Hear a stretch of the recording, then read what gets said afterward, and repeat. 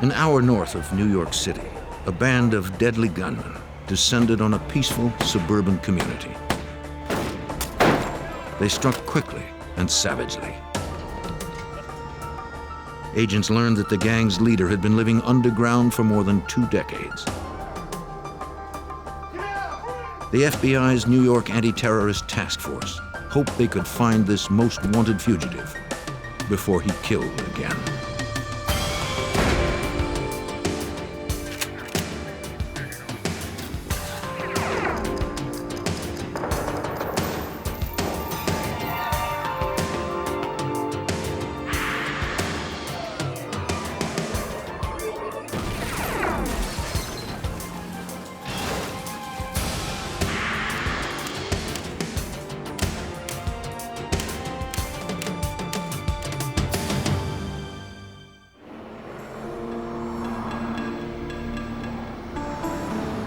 Rockland County, New York, 1981.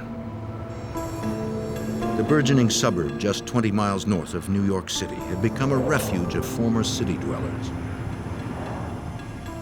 Most left their urban homes in pursuit of safer, more affordable neighborhoods for their families. They enjoyed more open space and lower crime rates. The town of Nanuet was typical and drew many people to its new mall. At 3:40, October 20th, 1981, a Brinks armored truck made its regularly scheduled pickup from a retailer. One guard remained in the truck while another watched the doors.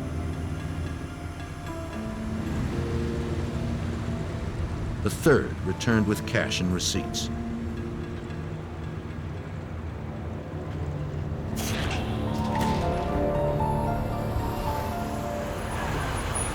With no warning, a gang of masked men burst out of a red van. One guard was hit in the throat, another was hit in the arm. The gunman then trained their weapons on the driver. He shot back, but the assailant's gunfire was overwhelming. One guard managed to climb into the back of the truck for protection.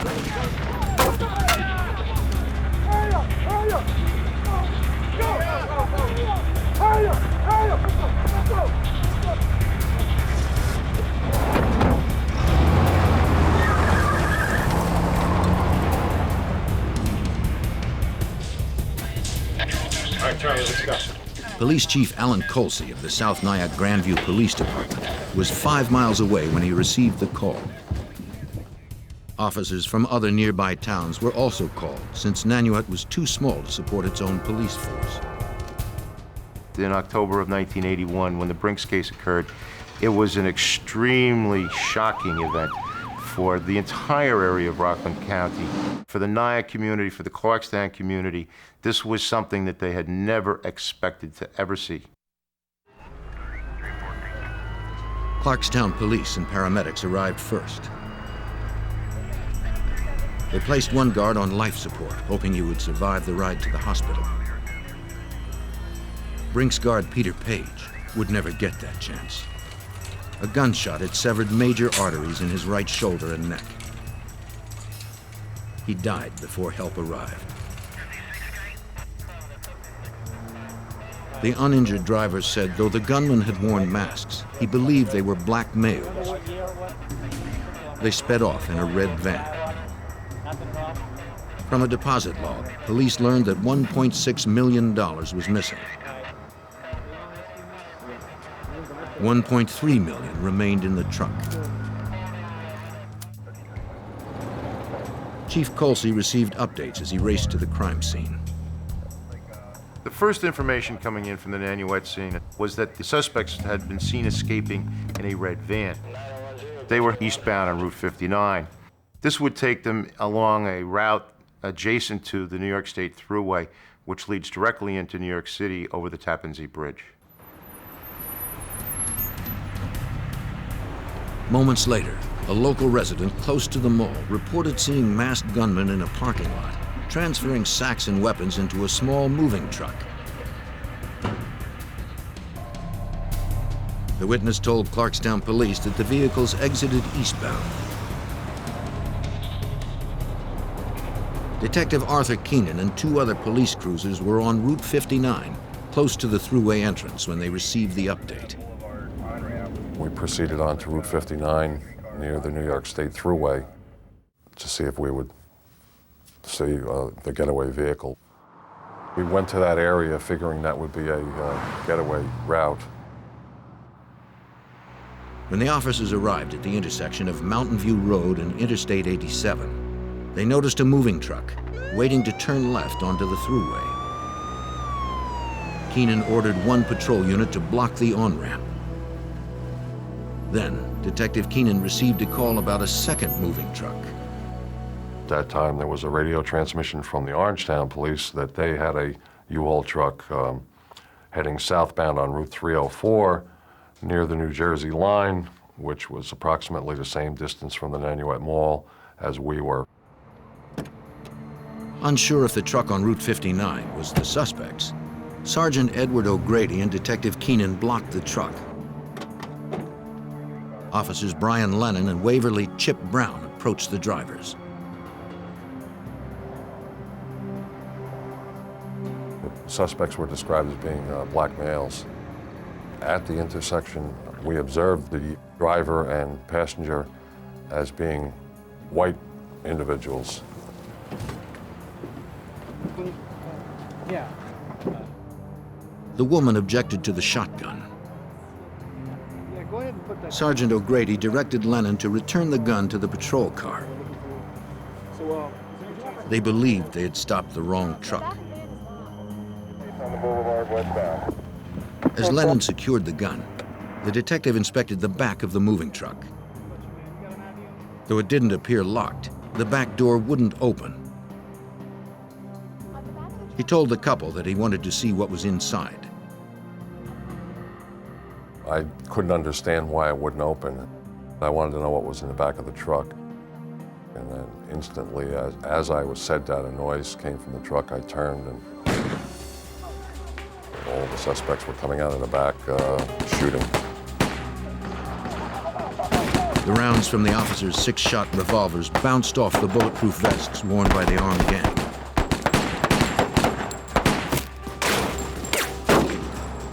Officer Lennon rushed back to his patrol car for his shotgun.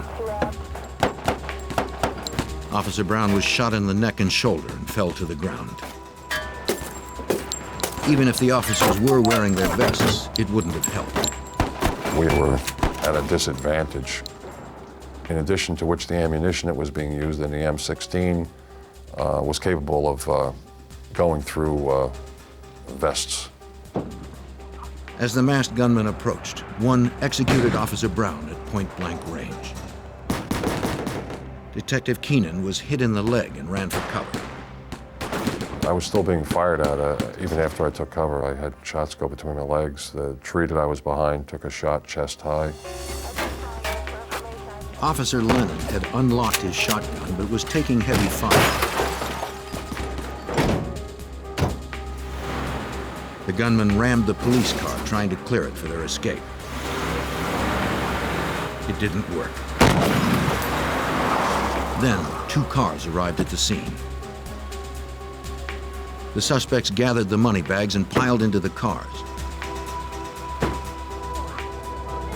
One suspect never made it to a getaway car.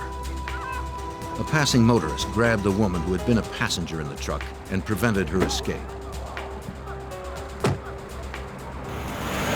He watched the white Oldsmobile and tan Honda speed away. Officers Keenan and Lennon rushed to help their injured colleagues.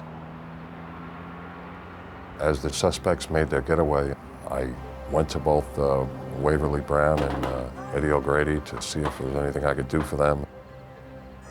Waverly Brown and Eddie were both beyond any medical attention that I could administer.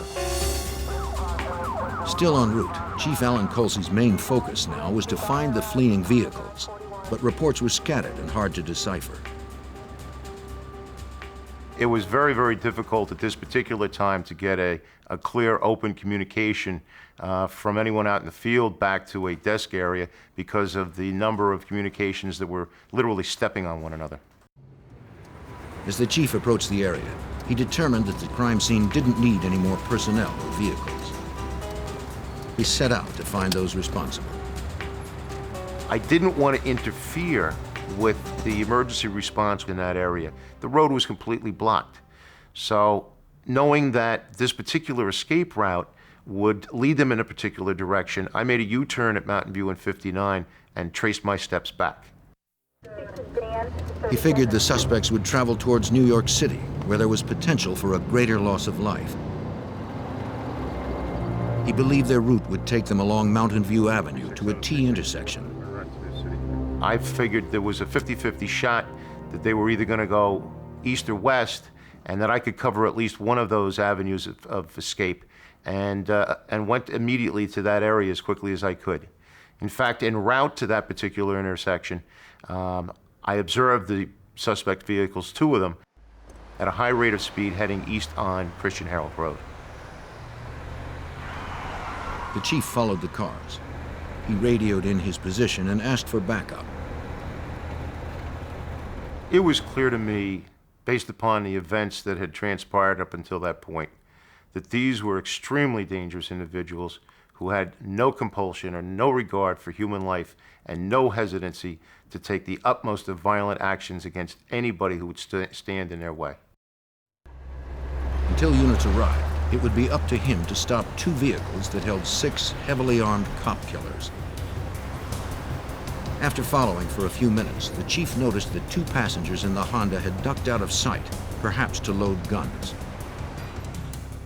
As we get to the corner of 6th and Broadway, the Oldsmobile makes a right-hand turn onto Broadway going south into the middle of town, and the tan Honda attempts to do the same, but slides, skids across the road.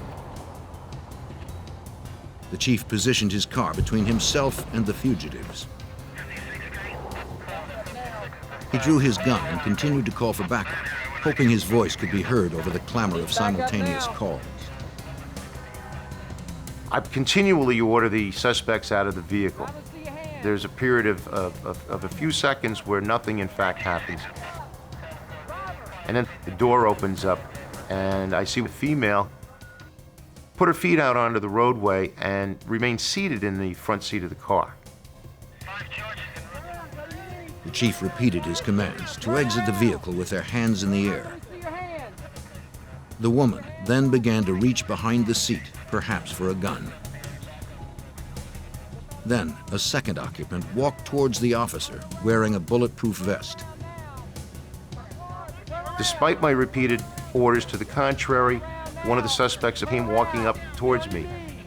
The female was attempting to reach around and get something which I immediately assumed to be a weapon. The chief was outnumbered, and neither of the suspects obeyed his orders. He made one more desperate call for backup.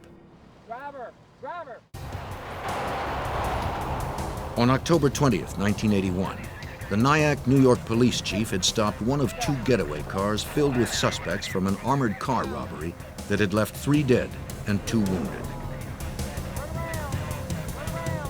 As he continued to call for backup, one suspect reached behind her seat. Another approached the chief wearing a bulletproof vest. He was outnumbered, and neither of the suspects obeyed his orders. As the chief made one last desperate radio call, backup arrived. Get on the ground, face down, on the ground, get on the ground, face down. They secured the scene and pulled a third suspect from the back seat. Police believed that he had been an armed lookout for the other 2, but was injured and dropped his weapon when their getaway car careened out of control. Police searched the car. In the trunk, they recovered sacks that held in excess of $1 million. Under the front seat, they found a loaded 9mm pistol, the weapon the woman had likely been reaching for. Thousands attended the funeral for the officers slain at the October 20th shootout. The entire community shared the grief felt by Detective Arthur Keenan at the loss of his colleagues. The death of my 2 friends, Chipper Brown and Eddie O'Grady, definitely affected my life from that point forward. When you're in a small community like that, in a small police department like that, you go to each other's weddings and christenings and barbecues and things of that nature, and it becomes like a secondary family of sorts, and so it was very devastating to lose two of your good friends. The 4 murder suspects, including the woman captured at the roadblock, maintained their silence while arraigned at Nyack Village Hall. Police had no way to know how many more were still at large. The law enforcement community in Rockland County was taken greatly by surprise by the sequence and magnitude of the events. This was really a small assault team that came to Rockland County to rob this Brinks truck, and it was a magnitude and a seriousness and a firepower that had never been seen anywhere in the law enforcement community here. If Nyack police were not used to such violence, 30 miles south in New York City, the FBI and New York City police certainly were. The New York Joint Terrorism Task Force had already been investigating a series of armored car heists throughout the region that had been executed in a similar fashion. Now retired Special Agent Lou Vesey was a member of that team. He believed the Nyack robbery was connected to the others. The people who had done Nyack had to have some involvement with all these other crimes. I mean, because the MO was absolutely identical. The whites were driving the vehicles, the blacks had done the robberies, the weapons that were used were identical to the weapons that had been used in the other robberies we were looking at. So there was no doubt in anybody's mind that this was at least some of the same group. The suspects were processed at the Rockland County Jail. When asked for their names, all gave aliases, except one. Judy Clark, arrested in the getaway car, was no stranger to the FBI. To agents, she was known as a member of the Weather Underground, a radical group involved in many violent robberies and bombings in the 1960s and 70s. For the Brinks robbery, she would be sentenced to 75 years in prison. Special Agent Lou Vesey was an expert on the Weather Underground. One female I recognized immediately as Judy Clark, who had been someone who had been under investigation previously by us as a possible terrorist. There was another female there who I thought looked very familiar. Agent Vesey suspected the woman arrested at the roadblock was Kathy Boudin, another member of the Weather Underground. A fingerprint check confirmed it. Boudin pled guilty and was sentenced to 20 years in prison for acting as a decoy passenger in the moving truck. They discovered one of the men to be David Gilbert, Boudin's common-law husband, who was also a member of the Weather Underground. He received 75 years for his role. Sam Brown, who had been injured in the getaway car, was an associate of the Black Liberation Army, another militant group. Like Gilbert and Clark, Brown was sentenced to 75 years in prison. 4 members of the gang were behind bars. From survivors' statements, agents estimated at least 7 more were out on the streets. Special Agent Ken Maxwell joined the investigation to help determine who and where the remaining fugitives might be. One new lead held promise. The second getaway car had been found a few miles away. The Oldsmobile was found in Westchester County, dumped or abandoned. Inside, there was a great deal of blood, indicating that whoever had abandoned the vehicle had been wounded during the shootout. Agents checked local hospitals for gunshot victims. They found no patients whose whereabouts were unaccounted for on the day of the shootout. The Oldsmobile was registered to a woman at an apartment on Prospect Street in East Orange, New Jersey.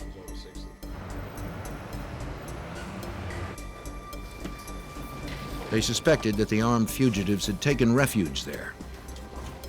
Agents obtained a search warrant. They found no one inside and began to process the apartment. The location in East Orange, New Jersey, was a treasure trove of evidence.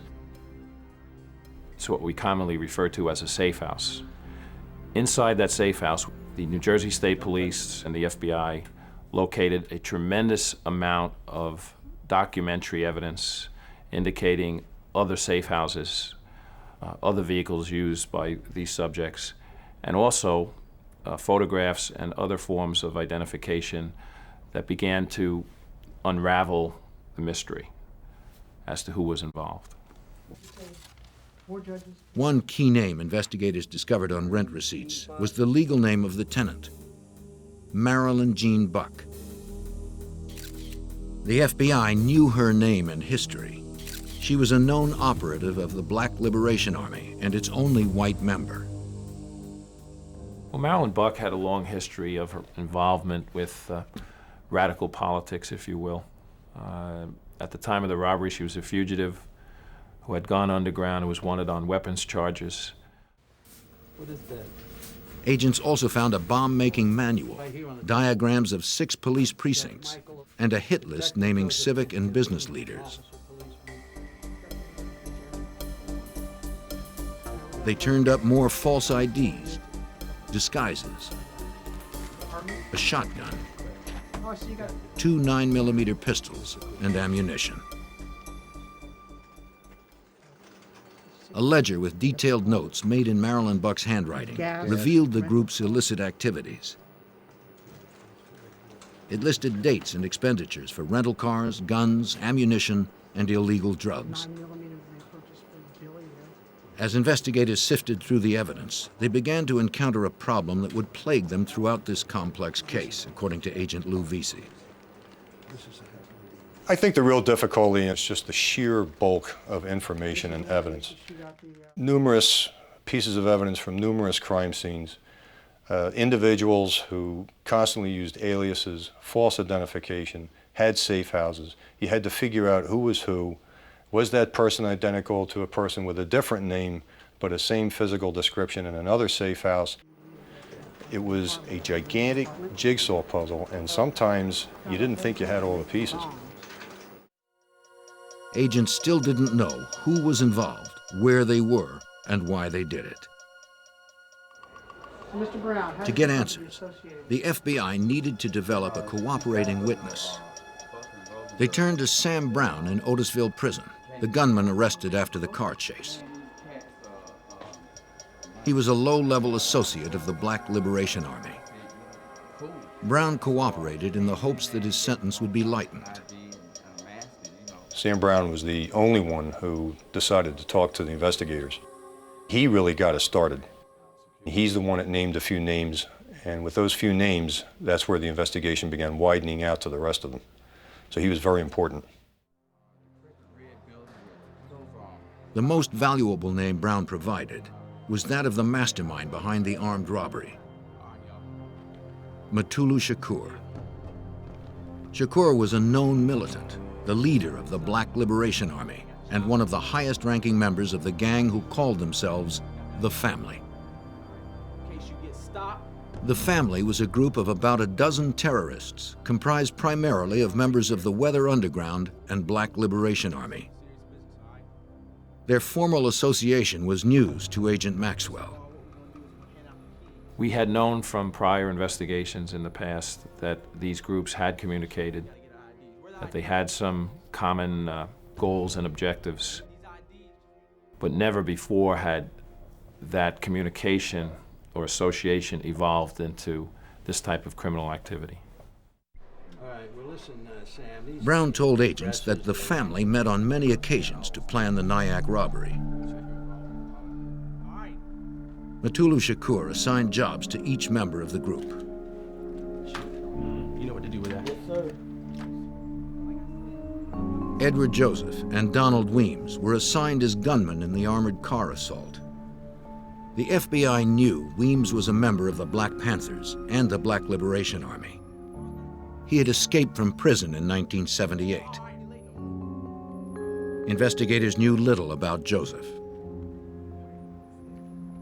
Another man named Chewy Ferguson would handle the M16 assault rifle. Samuel Lee Smith would be armed with a shotgun. I don't want anybody to fire these weapons. So Chewy says, Chewy's a weapon man, all right? Brown didn't know the names of the others, but provided agents with physical descriptions. Agents put out APBs for the 5 names given, which included Samuel Lee Smith.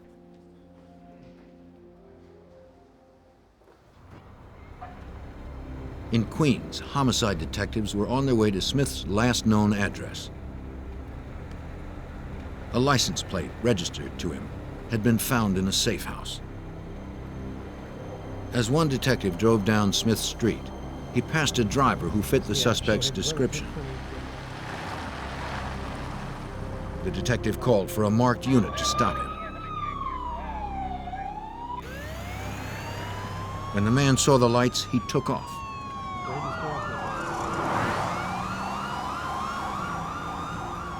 Police followed him into an alley.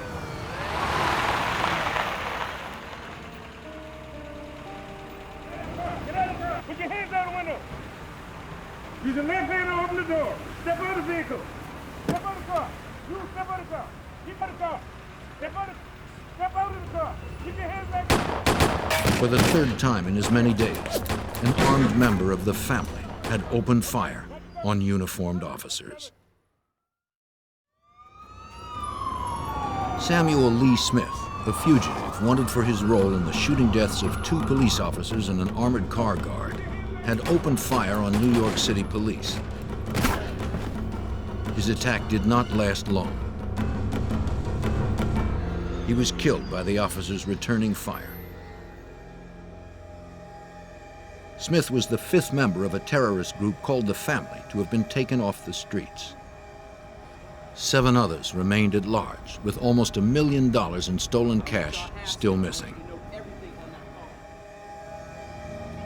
On a tip from Sam Brown, a gang member already in custody, police canvassed a Bronx neighborhood for another suspect named Donald Weems.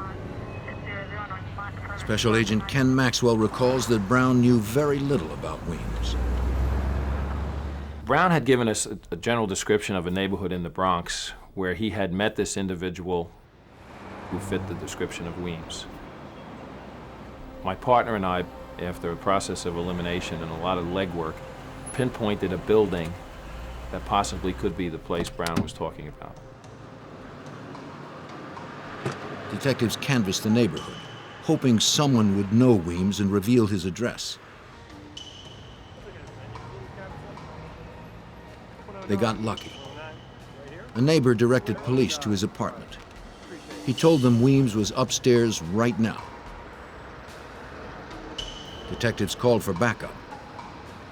Since every other encounter with these terrorists had resulted in gunfire, they prepared for the worst. In a short time, they entered the building with a warrant and a SWAT team. They had no idea if Weems was alone or if he was armed. There were some anxious moments in terms of waiting, but then he ultimately came out and surrendered in the hallway. In his apartment, however, we found several firearms, a gas mask, a bulletproof vest, and enough ammunition to do battle with a small army. Weems was the only member of the family inside. He was tried on federal charges and found guilty of robbery and second-degree murder. He was sentenced to 75 years in prison. Though 6 members of the family were now in custody, group leader Matulu Shakur remained on the streets.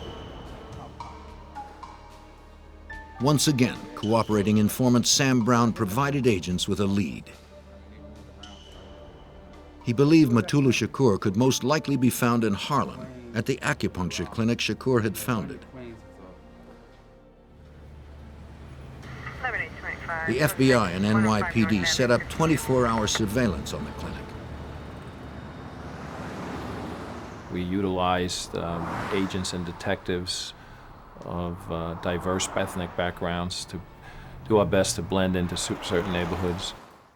We knew from both experience and also recognizing the intelligence and versatility of this group that we had to be particularly discreet in surveilling these individuals. Agents watched and listened for months. Though Shakur never showed, they noted several others who came and went quite often. Agents hoped they would eventually lead them to Shakur.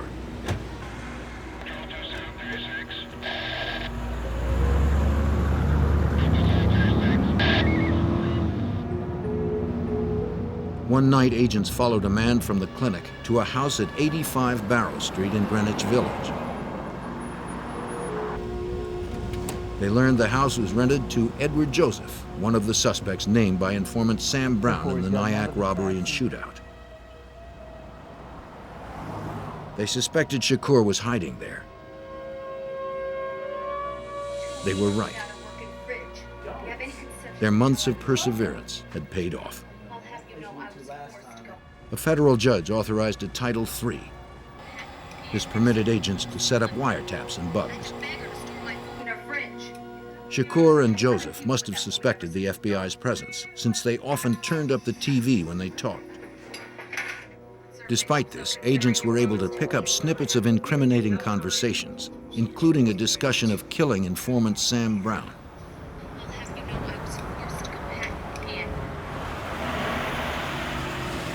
After several weeks, agents had enough evidence for a warrant to raid the Greenwich Village hideout. On the night of March 25, 1982, 6 months since the murders and robbery in Nyack, agents prepared for the assault. They'd strike early the next morning, hoping to catch the fugitives asleep and unaware. As the agents watched and waited, they saw Shakur enter the house.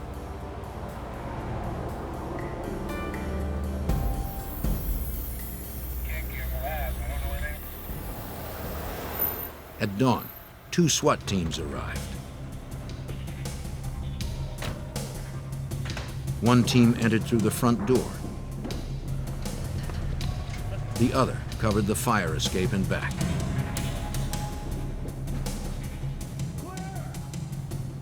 They arrested 2 men, Chewy Ferguson and Edward Joseph, both named as participants in the Nyack heist. Their leader, Matulu Shakur, was nowhere to be found. Somehow, he'd escaped during the night, slipping past the surveillance.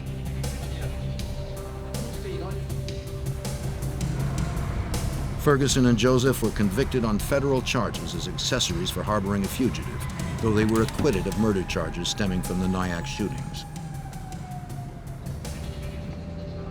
Both were sentenced to 12 years in prison. On July 23, 1982, almost a year after 2 officers and a guard had been killed in the Brinks robbery, Matulu Shakur was placed on the FBI's 10 most wanted list. Finding the leader of the gang responsible for 3 cold-blooded murders would now become a priority for every FBI office across the country. Almost a year after a Brinks robbery and shootout with police, FBI agents around the country continued to pursue the mastermind behind the $1 million heist. Matulu Shakur, a leader of the terrorist group called The Family, had been placed on the FBI's 10 most wanted fugitives list.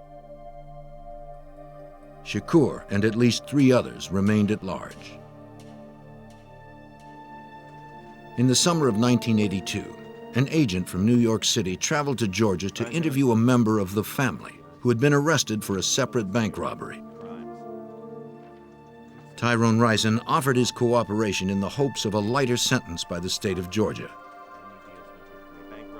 Though he claimed that he was not present when the armored car was robbed in Nyack, New York, He confessed to having helped plan the job that left a Brinks guard and 2 police officers dead. Risen provided crucial information about other members of the family. Risen was not only a member of the family, he was a very important member of the family and had been involved in all the robberies. He knew who was in the family, he knew the names, and he knew how the family operated. So he was able to describe the MO, the robberies they did, the weapons they used, who did what. Our lookouts, more or less. Risen told the agent how members of the group were able to secure so many aliases. The prisoner explained that a manager of a children's clothing store in Manhattan was key to obtaining false IDs. The manager gathered license information each time a customer paid by check.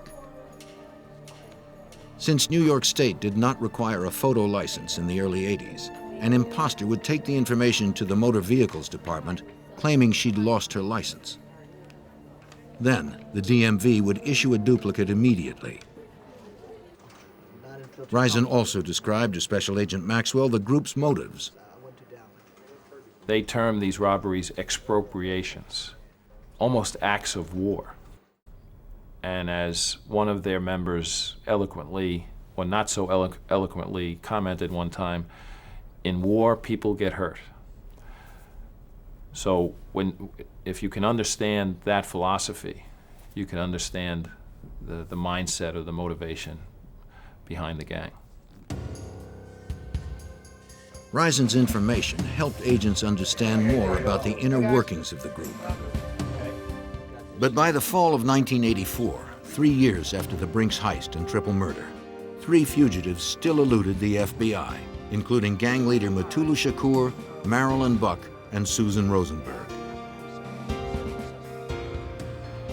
Despite this, time was on the side of the FBI. The longer the fugitives ran, the more likely it was they'd make a mistake.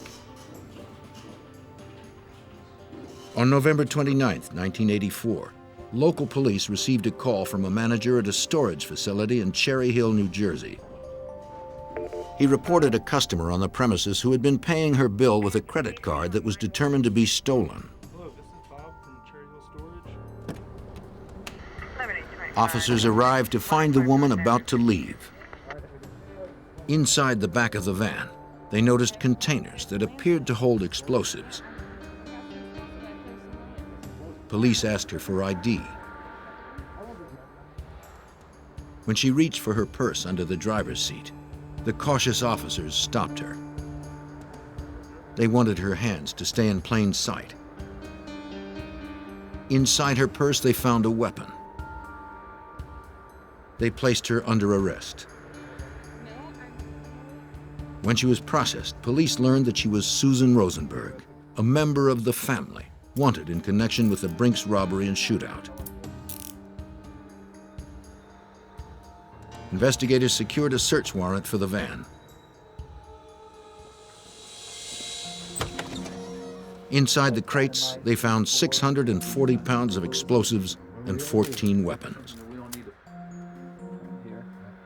The van was registered in New York State to a woman named Louise Harmon. Agents discovered the name and her address had been falsified. As forensic technicians processed Rosenberg's vehicle, they noticed a sticker on the door from a repair shop in Connecticut.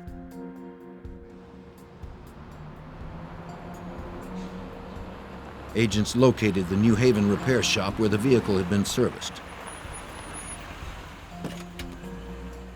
They hoped the owner would remember the persons who had brought the van in. They showed the owner several photographs of women who were known associates of the family. The woman he identified was Marilyn Jean Buck, one of 2 remaining fugitives in the Brinks robbery and shootout. While Buck had not used her real name on the vehicle's paperwork, she listed an address in Dobbs Ferry, New York on the repair bill.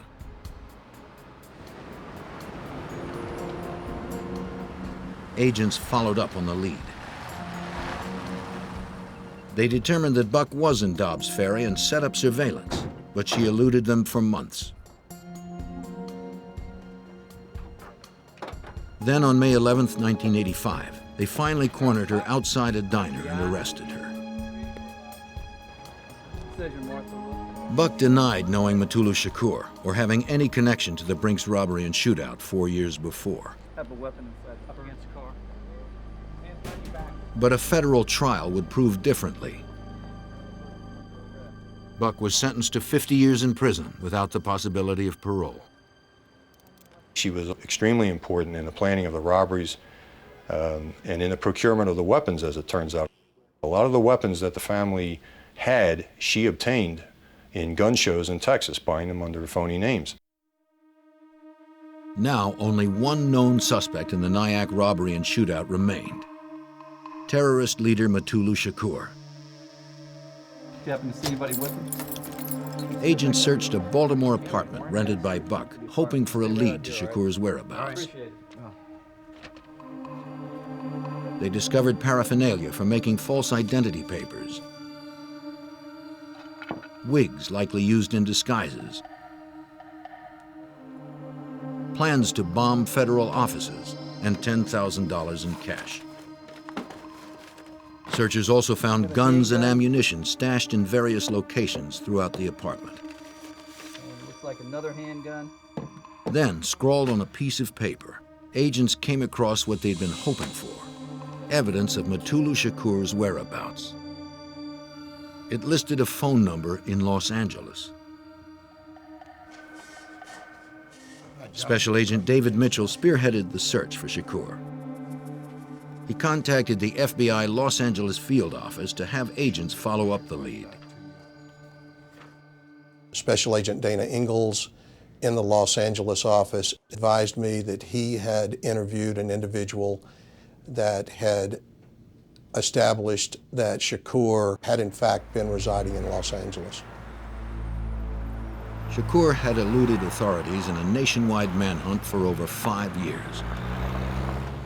Agents hoped that this time they could corner him and bring down the leader of the terrorist gang responsible for killing 1 armored car guard and 2 police officers. The FBI and NYPD were closing in on Mutulu Shakur, the elusive criminal believed to have masterminded a deadly Brinks robbery and shootout. Special Agent David Mitchell had tracked Shakur to LA, where the terrorist leader remained 1 step ahead. There were a number of challenges. Shakur was working with a group of individuals that were closely aligned to each other. They had a support network. The investigators all assigned to this investigation were having a difficult time getting individuals to cooperate. After many weeks, investigators were finally able to convince an informant to tell what he knew about the fugitive's whereabouts. He said he didn't know where Shakur was hiding, but he identified a man by the name of Chapman, known to be close to Shakur.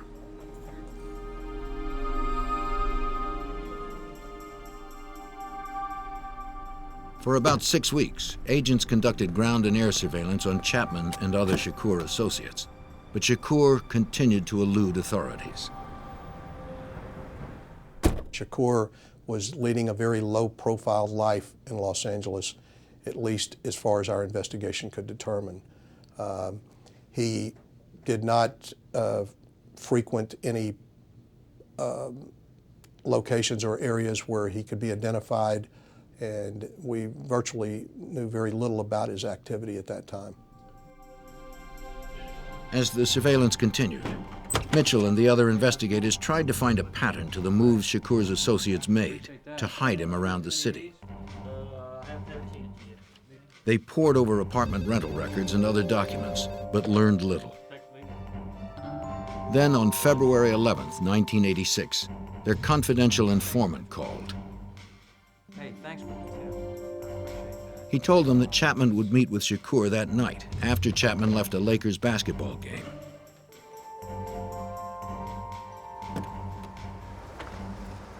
Investigators located his car and waited for him to leave the forum.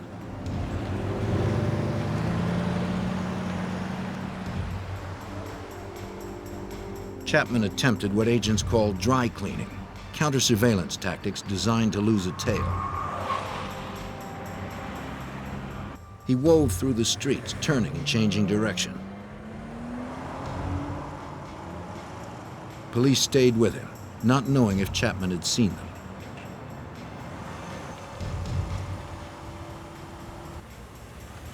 When Chapman reached his destination, Mitchell's team pulled in nearby.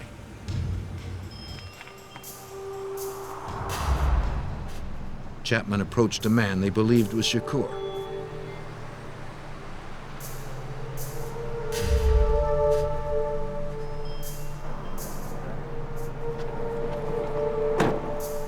Two officers headed to where the men were talking, careful not to attract attention. When Shakur saw them, he took off on foot.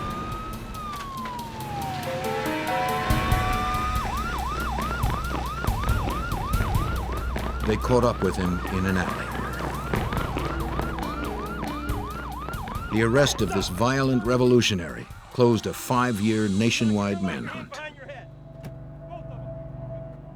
When Shakur was arrested, it was apparent to those officers and agents involved in the arrest that he was tired, and it was late in the evening. He was transported to the Los Angeles FBI office, where Agent Ingalls and I attempted to interview him.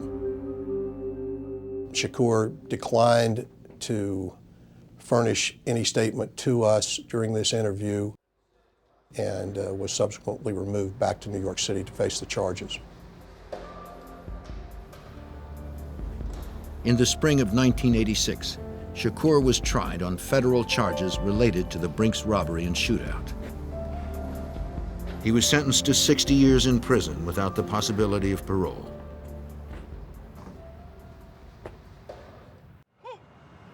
The police officers who survived that terrifying day in Nyack, New York, were relieved that Shakur had been brought to justice. But for South Nyack Police Chief Alan Colsey, the memory of their loss would always be with them.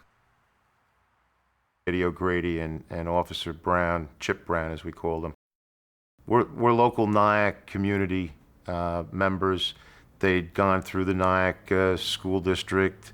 They had been on the job before I was, and in fact, more or less had sort of brought me and broken me into the community. They were very, very close to the community and to a lot of us that were police officers here. They were excellent people. They were excellent cops, and we miss them dearly to this day. To commemorate the slain officers, a monument was erected in Nyack, New York. The surviving colleagues have found some comfort in knowing that the lessons learned from the Nyack shootout have made life safer for citizens, as well as for the officers on the street today. Let it not be said that they died in vain, but rather that their ultimate sacrifice led to the identification of a national problem. I think their ultimate sacrifice and the tragic deaths of everyone involved certainly uncovered a nationwide network of domestic terrorists heretofore unknown, and in essence prevented the loss of life to others.